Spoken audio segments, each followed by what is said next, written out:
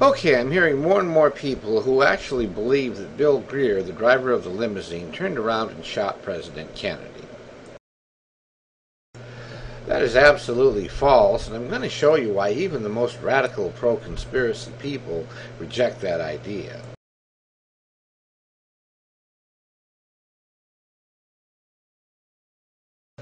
As we go through these frames, I'm going to ask you to pay particular attention to Roy Kellerman, who sat next to Greer.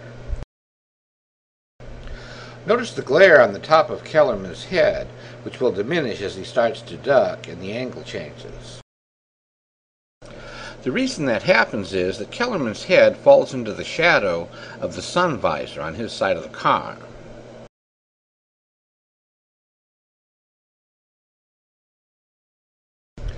By frame 300, the glare is almost gone, but it will return as he straightens back up.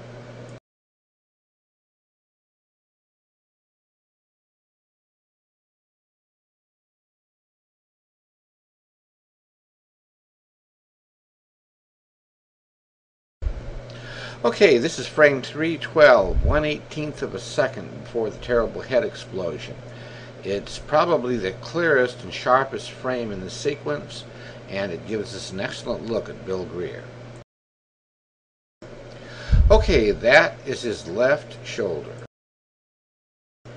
And that is his left hand. And that is his right hand. And that is the top of Roy Kellerman's head. It is not a gun. Okay, keep in mind this is frame 312.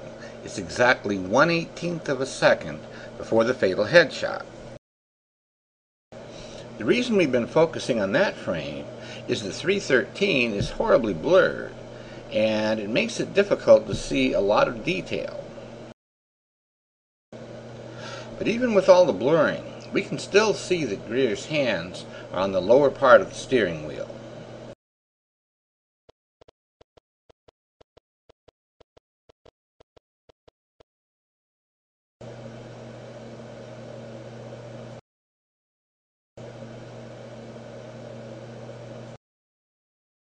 If any of you still have doubts about this, I would suggest you consider several questions.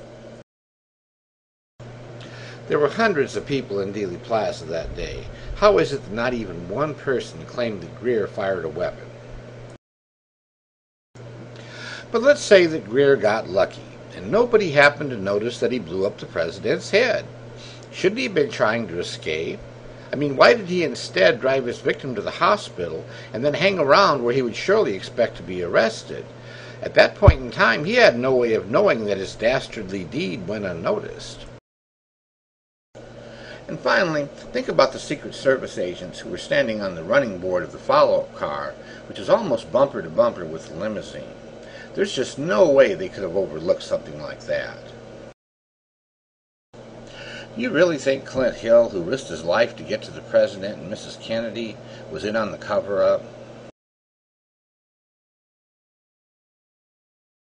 There are plenty of good logical reasons to support the fact that this crime was a conspiracy, but the theory that the driver turned around and shot JFK is not one of them. Thanks for listening, folks. My name is Bob Harris.